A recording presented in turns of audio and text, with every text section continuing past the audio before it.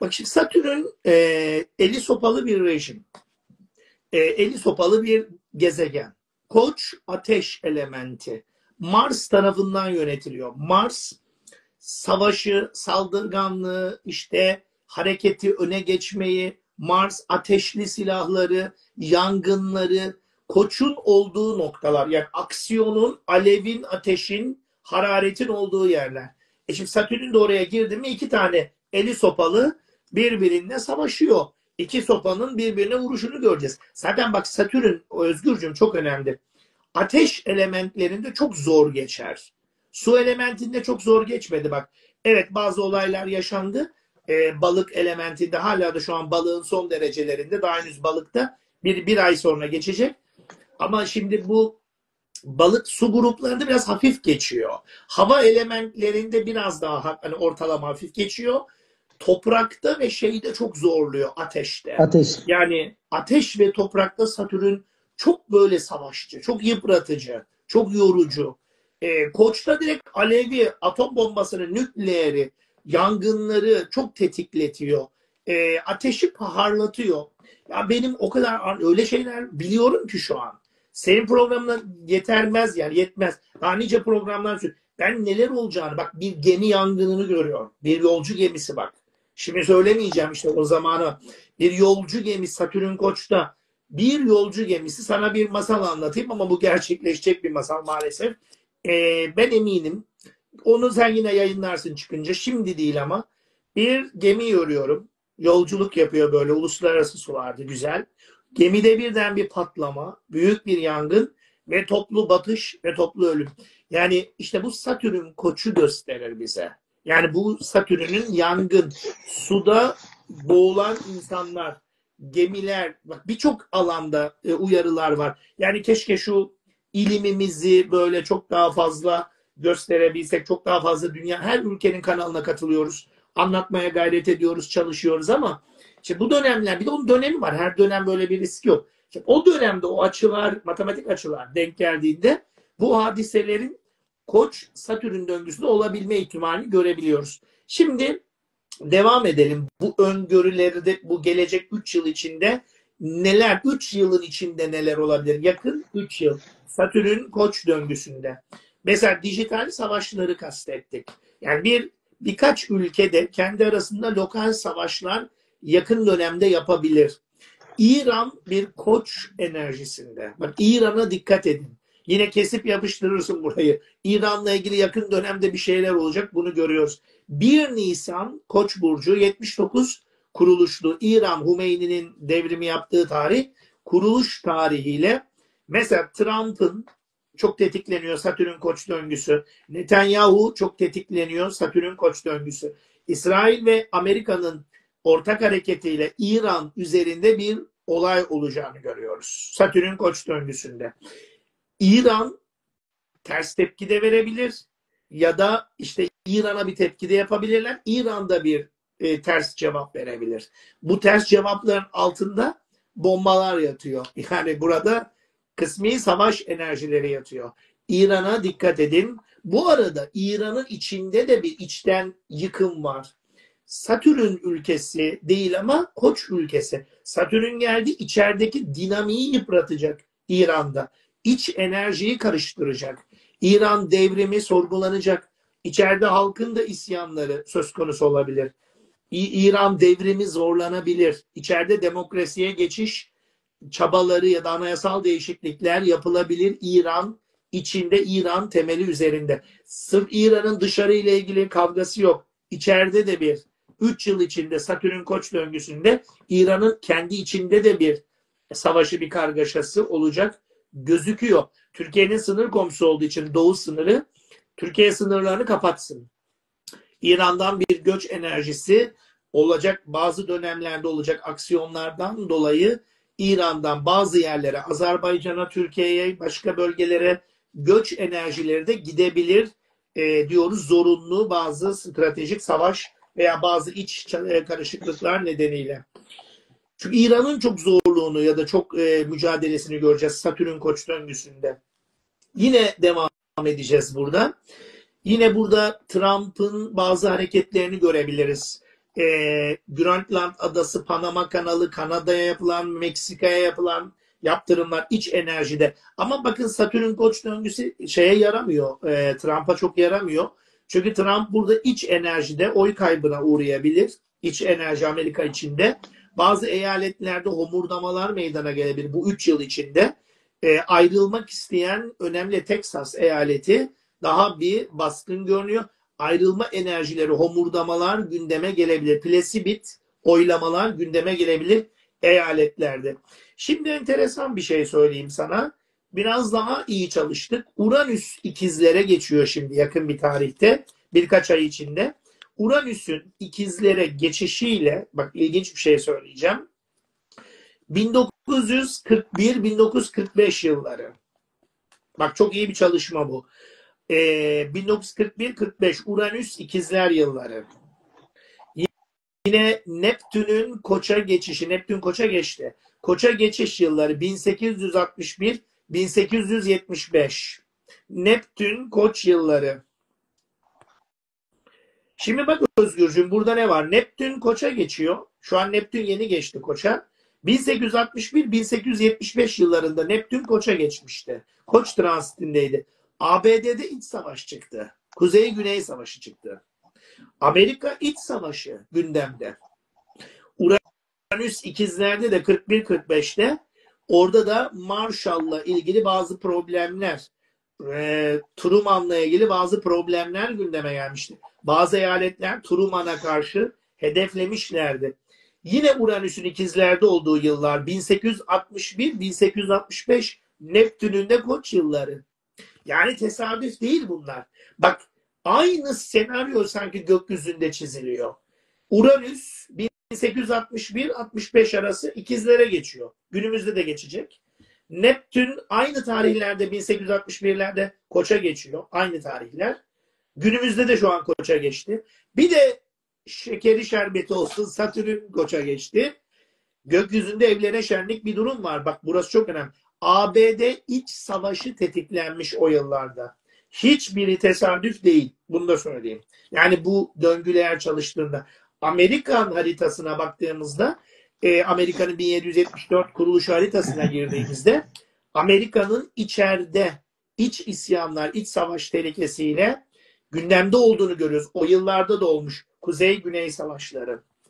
Köleliğin kaldırılmasına sebep olmuş mesela. Bu savaşların sonucunda Kuzeyliler kazanmış, Güney Amerikalılar kaybetmiş ve kölelik kaldırılmış mesela. Bakın işte arkasından devrim niteliğinde bazı önemli olaylar gündeme geliyor. Evet, bunu devam ettireceğim ama bak bu arşiv çalışmaları çok önemli. Böyle parça parça Uranüs'ün ikizlere geçişi, Neptün'ün Koç'a geçişi, Satürn'ün Koç'a geçişi çok ilginç benzer paralel olayları akabinde getiriyor. Mesela yine 1774, 78, 1782'lerde Uranüs ikizlerdeyken ABD Bağımsızlık Savaşı çıkmış. Amerika Bağımsızlık Savaşı çıkmış. Yani biz bunların hepsini topladığımızda bu arşivleri, çok önemli bilgi bunlar, günümüze güncelleyip paralel gökyüzüne baktığımızda bu 3 yıl ya da 5 yıl ne olur?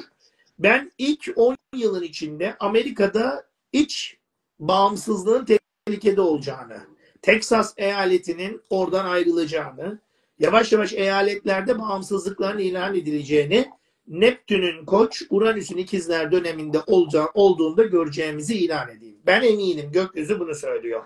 Benzer kavram var. Trump o zamana kadar çok dayanamaz. Erken işi bitecek, seçimler erken gider. Trump'ın da sıkıntıları var haritasında. Fakat hani o kadar uzun ikinci devre, üçüncü devre kalamaz orada. Ama burada mesela ABD'nin bazı yeni bir döngüye geçişini de görüyoruz. Parasal anlamda doların önümüzdeki çok yakın bir dönemde, bak 1-2 yıl demiyorum, bak çok yakın bir dönem olabilir. Doların düşüşü, Türkiye'de de göreceksiniz dolar düşecek. İnşallah. Dolar düşecek. Yeni dijital paraya geçecek. Dijital paraya geçiyor Amerika. Artık dolar düşünce dolardan vazgeçecek. Bu da net gökyüzü elementinde yaptığımız paralel çalışmada görülebiliyor. Hocam öyle bir yerde böyle pas attın ki bana, ben burada tam öyle güzel çalışmışsın ki 1941-45 Marshall dedik Evet. ve burada Marshall deyince benim bir şey anlatmam lazım. İnsanların ne kadar sistemli çalıştığını bilmesi lazım bu ülkelerin. İnşallah karışıklık olur da onlar da bunu yaşarlar, dünyaya çektirdiklerini. Kesinlikle. Ee, Zeytinyağlı yiyemem aman, Basra'da fistan yiyemem. Hepiniz biliyorsunuz işte, zeytinyağlı yiyemem aman. Marshall planlarıyla bütün zeytin ağaçlarının, özellikle o Balıkesir'de o zeytinlikler bilmem nelerin söktürüldüğü, zeytinyağının kanserojen olduğu. Oysa ki zeytinyağı en geç, en zor yanan yağdır. Çok şifa kaynağıdır Tabii. zeytinyağı. Bunlar söktürülüyor ve bu geliyorlar buna bir böyle o bölgede türkü yaptırıyorlar. Zeytinyağlı yiyemem, basma fistan giyemem. Ya basma fistanı sen nerede buluyorsun? Pamuklu, o kadar güzel ki basma. Yani giyilmesi gereken bir şey. Bunun içinde hiçbir zaman naylon karışmamış. Bunlara türkü yaptırılmış. Süt tozu, süt yerine süt tozu verilmiş.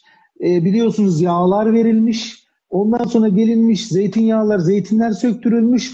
Böyle çalışmışlar. Şimdi Zeytinyağı 1945 yerine daha Mars. sağlıksız. Evet, Zeytinyağı yerine daha sağlıksız. ayçiçek yağı. Vita kutularındaki katı Aynen. margarinler tercih edilmiş. Kalp Evet ve damar hocam. hastalıklarını tetikleyen besin. Evet. Ve getirmişler bize ayçiçek yağını dağıtmışlar. Bizden zeytinyağını demişler ki ya siz bakın biz sizi çok seviyoruz. Türkiye'ye bayılıyoruz biz. Siz Doğru. alın bakalım şu yağları, zeytinyağını bize verin. Biz bunları imha ederiz. Siz ayçiçek yiyin, vita yiyin. Onu yiyin, bunu yiyin. Yani öyle çalışmışsın ki hocam. Çok teşekkür ediyorum. Araya girdim, hakkını Yok helal et. Buyur hocam. estağfurullah. Hakkımız helal olsun. Devam edelim. Şimdi devam ediyoruz. Bu 3 yılın Satürn Koç. Yalnız bu arada Uranüs de ikizlerde olacak. Neptün de Koç'ta olacak. Satürn Neptün kavuşum da yapacak Koç'ta. Yani Koç'ta 2 tane büyük element var. Satürn ve Neptün. Uranüs de ikizlerde olacak. Jenerasyon büyük gezegenler adına.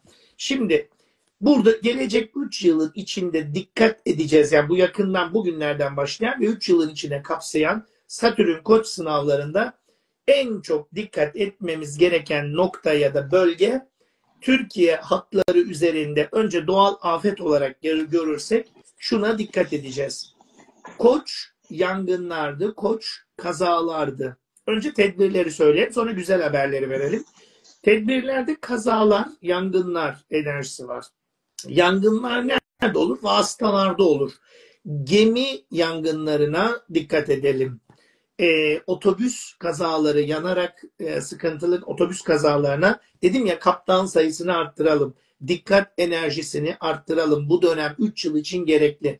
Denizlerdeki kaptanların da dikkatli olmaları, hava şartlarını kontrol ederek sefere çıkmaları gerekmekte. Ya da yolcu kapasitelerinin üstünde yolcu almadan hareket etmesinler. Bak önemli. Yani özellikle deniz otobüsleri çok fazla yolcu bindiriyorlar. Dalgalara maruz kalıyorlar. Bu dönem Satürn Koç dönemi, deniz kazaları, otobüs kazaları hassastır. Dikkat edelim diyeceğim. Burası önemli bir nokta. Buna keza yine dikkat etmemiz gereken yerlerden birisi sismik aktiviteler. Bu dönem yine dediğim gibi yani ben büyük bir İstanbul'da sıkıntı, yani korkmalarına gerek yok. Beklemiyorum. Yani olabilir ama sallantılı geçer. Yani birileri bir yerlere vurması sallantı enerjisi olur. Ama çok büyük bir şey yok. Ama mesela buradaki yaptığımız gökyüzü ilim çalışmasında dikkat isteyen birkaç nokta var.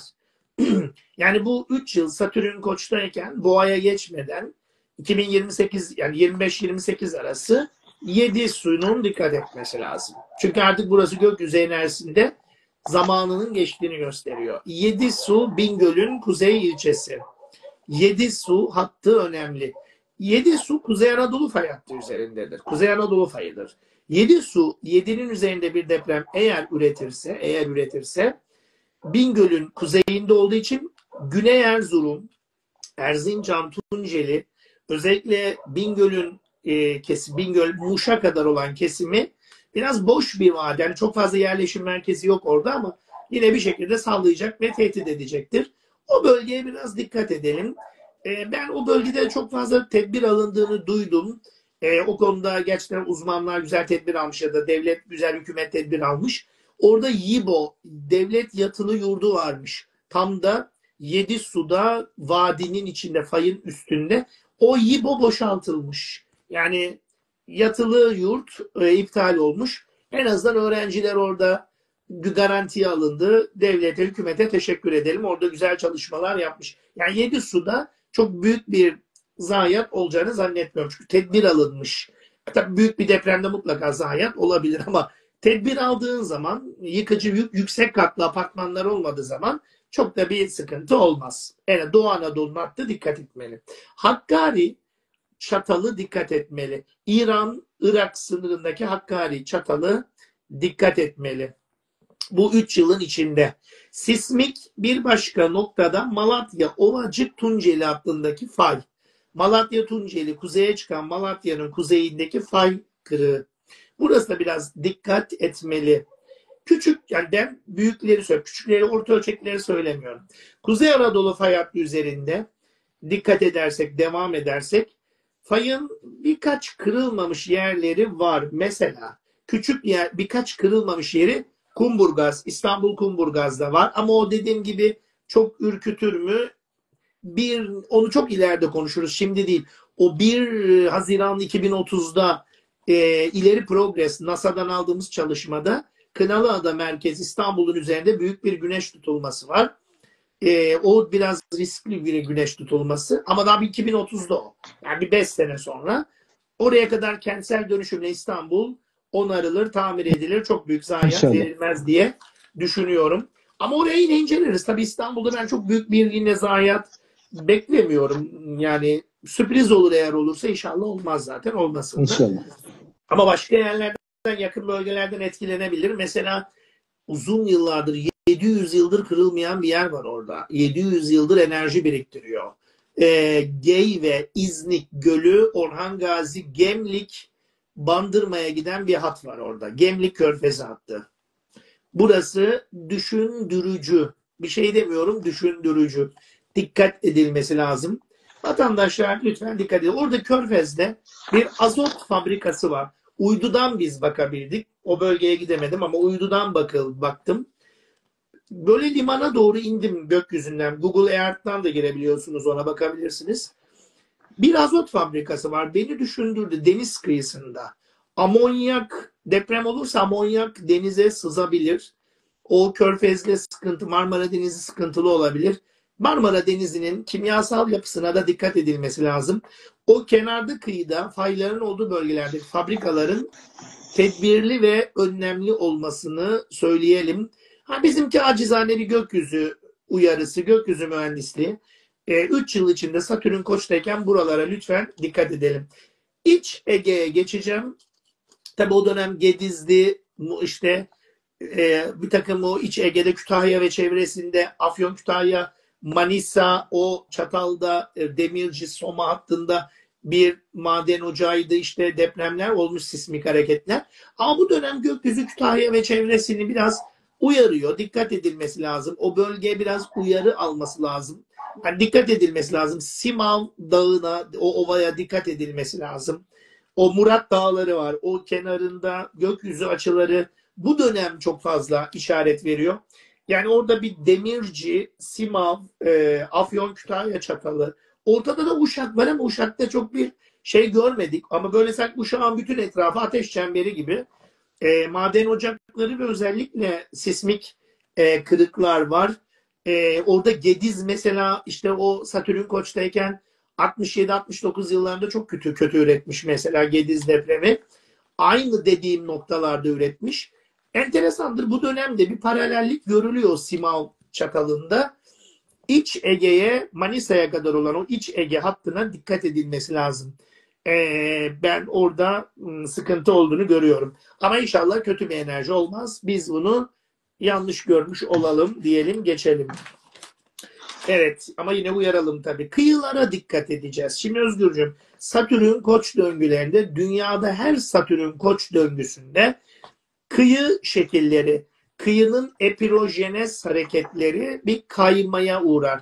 Epirojenez şudur: deniz ilerlemeleri, bazen de regresyon, transgresyon, yani deniz gerilemeleri. Şimdi kıyı çizgisi şöyle bir çizgi hattadır diyelim. Şöyle bir kıyı hattı çizgisi düşün. dalga burada. Deniz sahil bandı 0 metre, deniz seviyesi buradadır. Bu taban biraz aşağı doğru indiğinde, dünya genelinde bu. Şurada su içeri girer. Bu bazen 50 metre, bazen 100 metre, bazen 200 metre içeri girebilir. Bu dönem dünyanın bazı kıyılarında, her ülkenin kıyıları dikkat etmesi gerekir. Jeomorfolojik bir su ilerlemesi, kıyı morfolojisi ilerlemesi görülüyor. Şimdi ben hep burada çok eski yayınlarda, bundan 5 yıl önce de Türkiye'de ilk yayınlar yaptığımız Neslihan Sultan'la ilgili programlarda ben kendisinin programında çok güzel anlatmıştım. Demiştim ki kıyıya yakın yerde yazlık ev almayın, kıyıya yakın morfolojilerde ev almayın. Nedense Türkiye'de de kıyıya en yakın yerlerde bir yazlık 2 katlı veya 3 katlı triplex veya dubleksler 10 milyon 20 milyondan başlıyor. Halbuki en riskli yerler, su ilerleme riski var. Oteller, bakın bazı oteller, kıyıya yakın oteller, kıyıya yakın yazlık evler, kıyıya yakın yerleşim merkezlerinin ben önümüzdeki 3 ile 6 yıl içinde Satürn Koç döngüsünde buna çok eminim. Bak yine eminim gökyüzü ilminden. Matematik beni şaşırtacağını sanmıyorum. Su içeri girer. Yani kıyı şekilleri değişebilir. O yıllarda da benzer kıyı morfoloji hareketleri olmuş. Yani bazı oteller, bazı yazlıklar suyun içinde kalmışlar deniz ilerlemesiyle. Şimdi bu döngünün bir Satürn, Neptün Koç, bak Neptün deniz demek. Poseidon deniz tanrısı. Neptün su ve deniz okyanus demektir. Neptün'ün Koç'ta olması da bunu kıtayı kaydırıp suyun içeriye doğru hareketini gösterir. Kıyılarda yaşayan insanlar, denize çok yakın yerlerde yaşayan insanlar evlerini bir gözden geçirsinler. Bu uyarıları biz boşuna yapmıyoruz. Belli bir süre sonra görürler haklı mıyız, haksız mıyız? O 10 milyon, 20 milyon, 30 milyon bedel ölçtükleri, rayiç bedel ölçtükleri evleri 5 para etmez evler, suların altında kalan evler haline dönebilirler. Benden demesi, keyifleri bilir. Evet. Dikkatli yani. Yapacak bir şey yok orada yani. Doğanın dengesi bu. Doğa bunu böyle gösteriyor. Evet yani kaç yüzyıl sonra gelir falan demesinler. Neptün Koç'ta, Satürn Koç'ta, Uranüs ikizlerde havayı biraz ters döndürecek. Dikkat edilmesi gereken yıllar. Geçmiş tarihlerde, arşivlerde de bunun paralel benzer örneklerini gördük. Yanılmadık. Bunu da ekstra söyleyelim. Şimdi herkes diyor ki Venedik niye denize sıfır, evler niye suyun içinde? Hiç Venedik'in tarihini incelemişler mi? Satürn Koç döngüsünde çok derin bir fırtına oluyor denizde. Yer göçmesi oluyor İtalya'da. Toprak epirojenez kaymaya uğrayıp çökünce deniz direkt evlerin içinde sınırlanıyor. Öyle çakılıp kalıyor. Kaldığı yerlere de romantik evler yapmışlar. Olmuş size Venedik şehri. Kayıkla sokaklarda geziyorsunuz. Yani aslında o görsel olarak çok böyle iyi gibi görünse de hoş bir şey değil yani. O evlerin orada suyun içinde olması Venedik'in de batışını işaretleyecek. Biliyorsun bir nokta atışı daha yaptık ama senin programda söyledik mi bilmiyorum. Daha önceki programlarda 2025 öngörülerimizde Papa'nın Evet, vefat Papa'nın edeceğini ölümü. söylemiştik. Papa'nın vefatını görmüştük. Biz söyledik. Nisan-Mayıs arası diye de çok da belirgin söyledik. Gökyüzü bizi yanıltmadı. Nisan-Mayıs arası Papa vefat etti. Şimdi yeni bir papa seçilecek.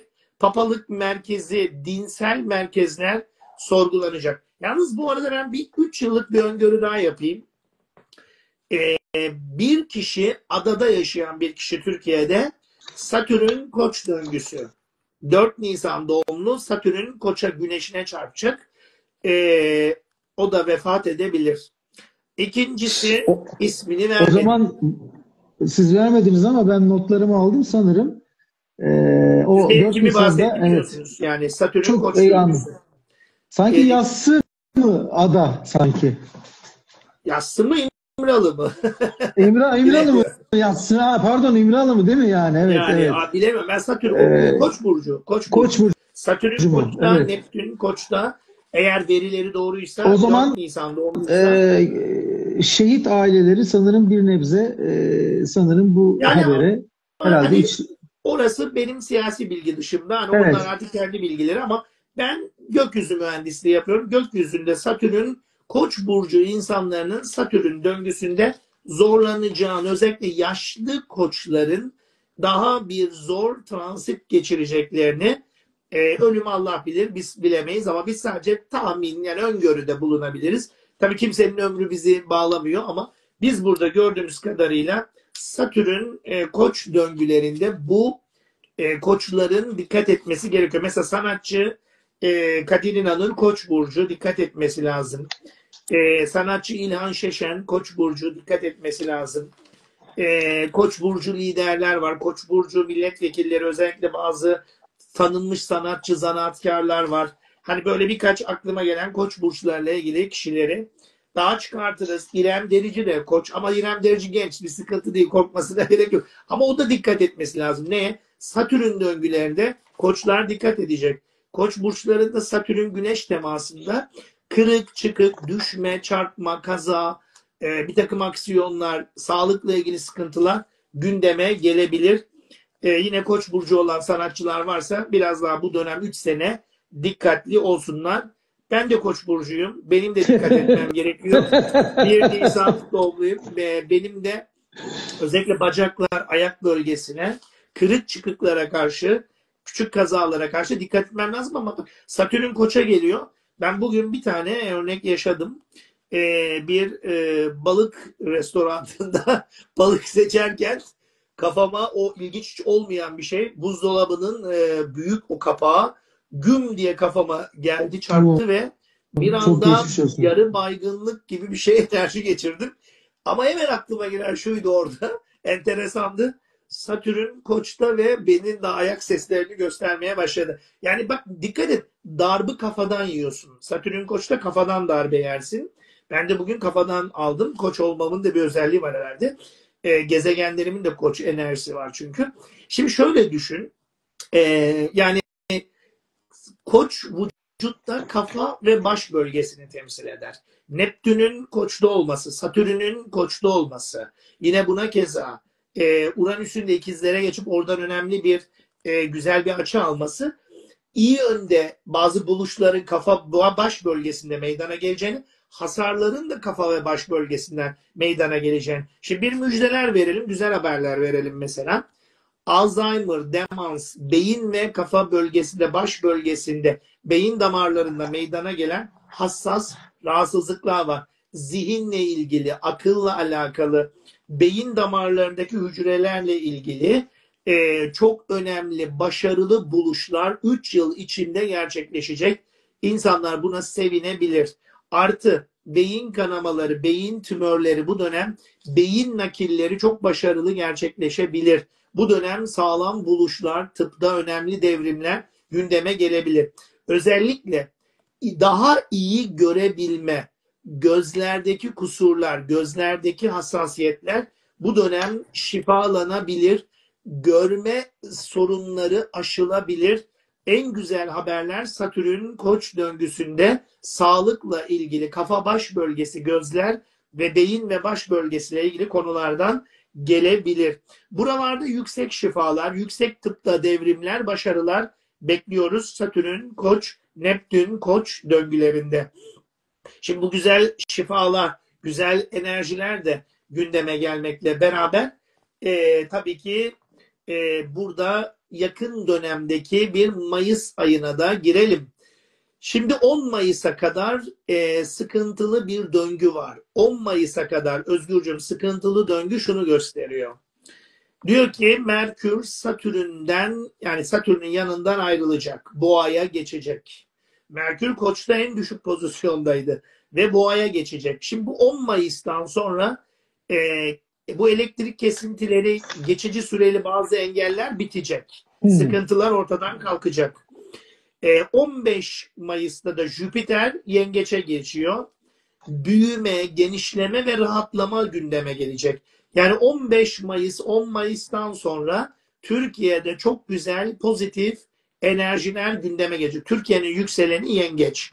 Türkiye Jüpiter'i Yengeç'i ile karşılayacak. Türkiye'de bundan sonra Mayıs 15'ten sonra birçok alanda özgürleşme, senin adın gibi özgürleşme, pozitif enerjiler, büyümeler, genişlemeler, rahatlamalar, af enerjileri gündeme, özgürleşme gündeme Hocam, gelecek. tüylerimi diken diken ettim, biliyor musun Niye, ne hocam? kadar O kadar önemli ki güzel. söyleyeyim. Evet. Ne kadar, bak, gerçekten bu moraller, gerçekten bu motivasyon o kadar önemli ki bizler için. Çok teşekkür ederiz. Evet. Ağzın bal yesin. Sağ ol. Bak biz böyle güzel şeyler söyleyince reytingler yükseldi. Binlerin üstüne çıktı. Eyvallah, Evet. eyvallah, Bak çok güzel müjdeler vereceğim şimdi. eyvallah. 15 Mayıs, Haziran Ayrılmayın. itibariyle. Evet. 15 Mayıs ve Haziran itibariyle ertelenen her şey açılacak. Yani 10 Mayıs'tan 15 Mayıs'tan sonra neyi ertelediyseniz her şey düzelmeye, iyileşmeye ve açılmaya başlayacak. Özellikle bu dönem, şu aralar mesela duymuşsundur. Dünyada da Türkiye'de de birçok şirket sıkıntıdaydı. Şirketler zordaydı. Şirketler 15 Mayıs'tan sonra rahatlamaya başlayacak. Ertelenen işleri açılacak. Güzel paralar kazanmaya başlayacaklar. Zaten yılın ikinci yarısı, yaz ayına doğru giderken, Temmuz'a doğru giderken Türkiye'de yavaş yavaş ferahlama, rahatlama, güzel enerjiler gündeme gelecek. Halkın yavaş yavaş refah seviyesi düzelmeye başlayacak. Özgürleşmeler her konuda gündeme gelecek. Aflar, bağışlamalar gündeme gelecek. Umarım bir vergi affı da gündeme gelir. İnşallah. Güzel bir müjde de Maliye Bakanı vatandaşlara verir. Güzel enerjiyi de buradan gönderelim. Kader mahkumları varsa, kader mahkumları da bu 2025-26 yakın bu süreçte kader mahkumları, diğerleri değil, affedilebilir, bir geçici af enerjisi gündeme gelebilir. Burada önemli. Eğitim ve öğretimde rahatlamalar, pozitif etkiler gündeme gelebilir. Özellikle şirketler çok kazanmaya, çok rahatlamaya başlayacak. Bugüne kadar işlerinde sıkıntılar vardı. Büyüme ve genişleme gündeme gelecek. Jüpiter bir büyüteçtir. Jüpiter değdiği yeri büyütür, genişletir, ferahlatır, mutlu ve güzel enerjiler verir.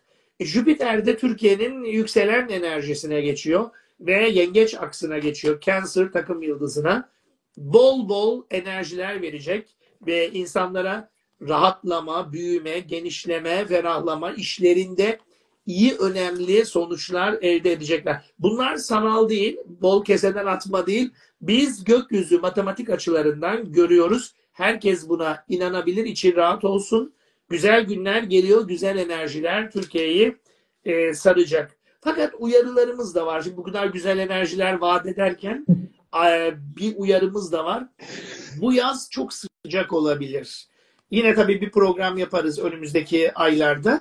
Ama bu yaz çok sıcak olabilir. Bu sıcaklıktan etkisi şu. Koç ateşi temsil ediyor. Neptün suydu, ateşe geçti, kurudu, buharlaştı. Su buharlaşır. Yağmurlar da yağsa su buharlaşır.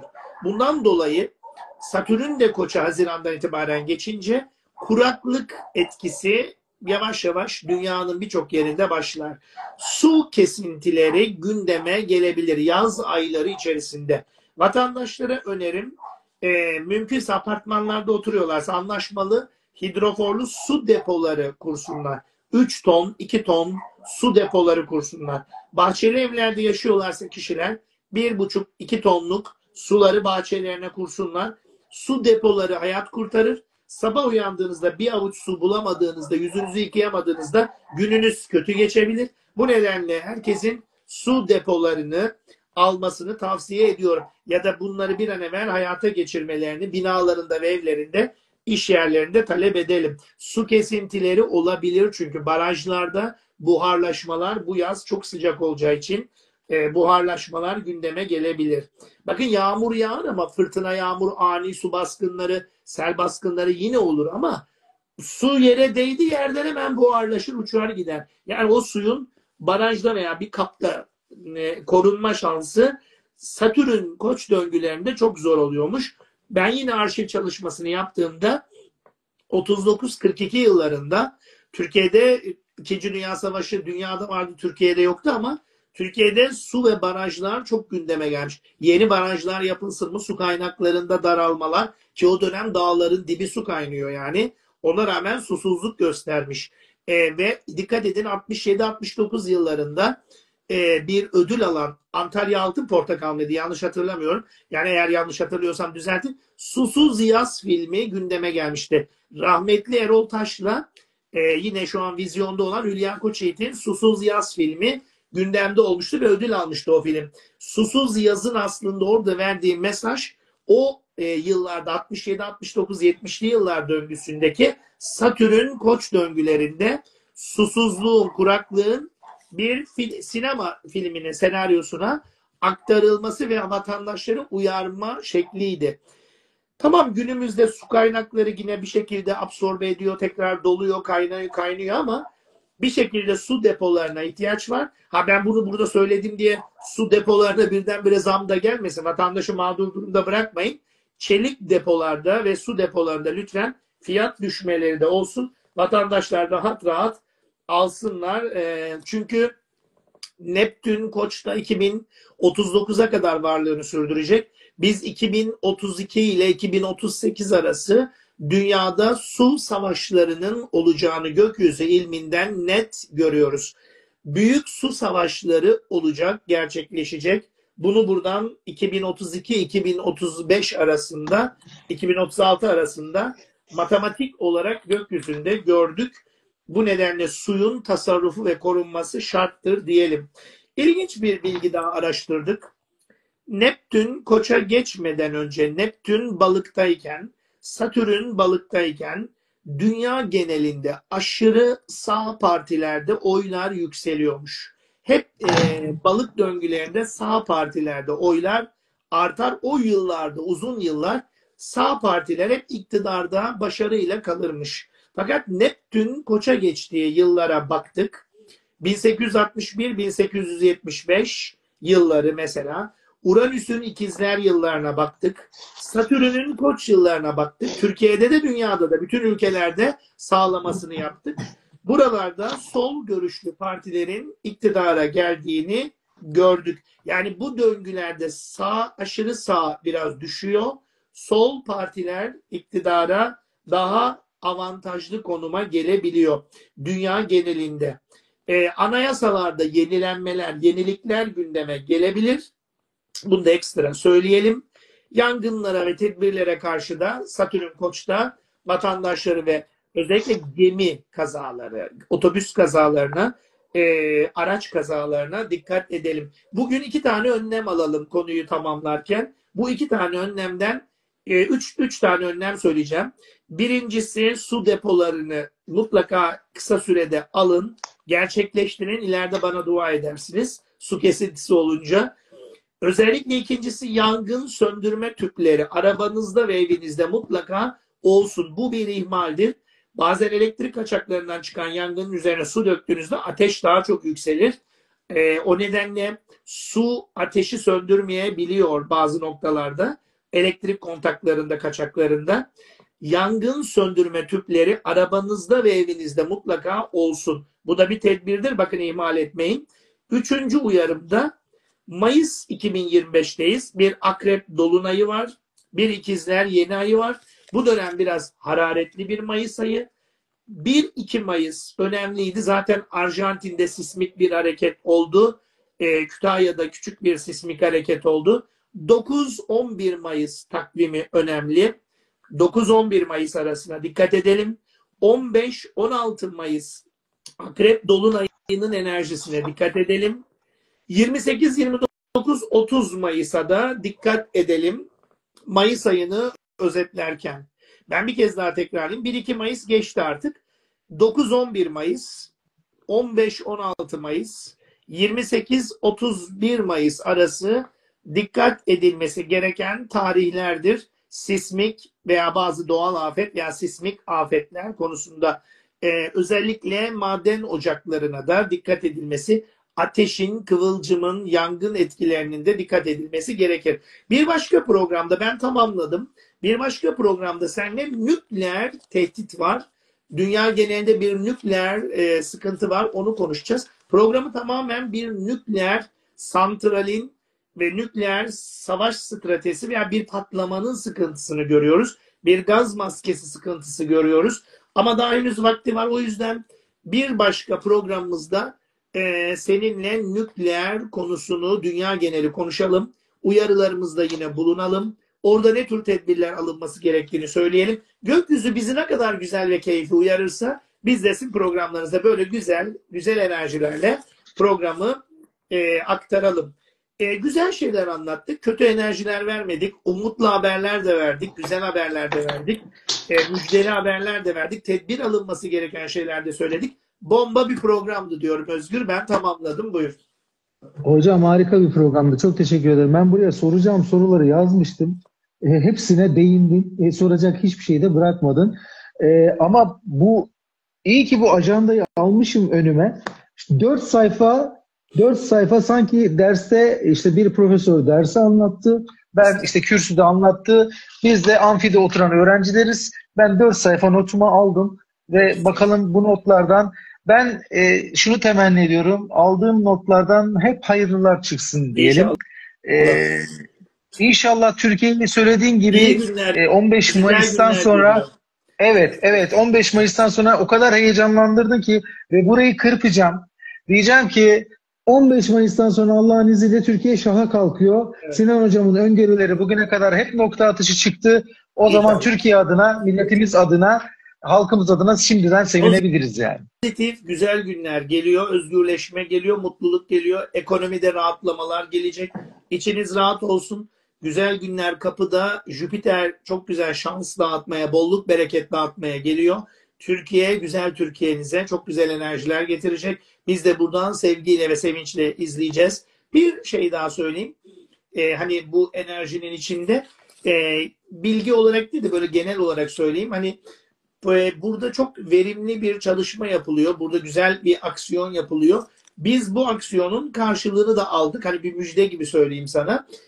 Bugün benim asistanımın verdiği bilgiye göre hem bu programı izlerken senin takipçi sayın ve benim de aynı zamanda takipçi sayımda önemli artışlar gündeme gelmiş, reytingler yükselmiş, onu da söyleyeyim. Güzel bir program yapıyoruz ki bakın enerji de yükseliyor, vatandaşların talebi de özellikle senin paketine yönelik talepte artıyor. Bu da benim adıma sana verdiğim katkıdan dolayı beni mutlu ediyor. Sevinçli. Hocam şöyle söyleyeyim, buradan tüm izleyenlere de sevgilerimi, saygılarımı gönderiyorum. Ben bu programa başlarken 1300 takipçim vardı. Şu anda 7500'lerdeydi en son. Ben inanamadım yani böyle bir takipçi yığılması oldu ki hani bu normalde sizler için küçük bir şey olabilir ama benim için büyük bir orandı. Şu an görmedim. Belki 10.000'i bulmuştur bugün. Belki bulmuştur. Beni o kadar böyle enerjimi arttırdın ki hocam. Yani ben o enerjiyi izleyenlere yansıttığımı düşünüyorum. Evet. Onlar da bizi sevdiği için diyorlar ki şu garibini takip edelim. Ne yapıyor bakalım bu adam diye. Gerçekten mükemmel hocam. Şu an sana söyleyeyim. Şu an Lizbon'dan bana gelen veriler var. Asistanım gönderdi. Şu an bu program Lizbon'dan, Madrid'den, Roma'dan, bak noktalar söylüyorum. Casablanca'dan, şu an bak izlenme oradan bile şu an bizi izlemişler. Dubai'den, Azerbaycan, Bakü'den, Taşkent'ten, bak burada gelen Gürcistan'dan, yurt dışını söylüyorum özellikle. Balkan ülkelerin çoğu var. Avrupa, Amerika var zaten. İngiltere, Almanya çok fazla, İsviçre. Onlar hep bilinen, bizim çok Türk takipçileri var. Onlar izliyorlar zaten. Ama çok ilginç bir ülke daha vardı. Saat, şu an onların ileri bir saat olmasına rağmen demek ki ayaktalar, şaşırtıcı. Mesela Malezya'dan takiplerini, Kuala Lumpur'dan bizi en az 8 kişi de izlemiş. Bu da güzel bir veri. İyi bir veri. Yani şu emek çok güzel hocam. Biz burada program yaparken asistanlara, onlara da sevgiler, selamlar olsun. Bizi sizle buluşturan onlar. İzliyorlar ve takip çok sağ olsunlar. Evet ve bakınız nokta atışı takip ediyor. Ben bu kadar işine özverili, bu kadar sadık, bu kadar çalışkan bir astrolog görmedim. Allah ilminizi arttırsın hocam. Sağ olun. Çok teşekkür ediyorum. İstanbul'a geldiğinizde de mutlaka bekliyorum. Burada bir eviniz, burada bir dükkanınız var. Her zaman bekliyoruz hocam. Her zaman sevgiyle kalın. Buradan Türkiye'ye, İstanbul'a, hepinize, sizlere selamlarımızı, sevgilerimizi iletiyoruz. Türkiye güçlü olun, sizler güçlü olun. Bizler de burada mutlu oluyoruz. Sevgiler, ve hürmetler diliyoruz. Görüşmek üzere. İyi akşamlar hocam. Görüşmek akşamlar üzere. size. Sağ olun. Kendine çok Allah'a iyi emanet. Hoşça kalın. Sağ Sen olun de hocam. Allah'a Sağ olun. emanet ol. Eyvallah.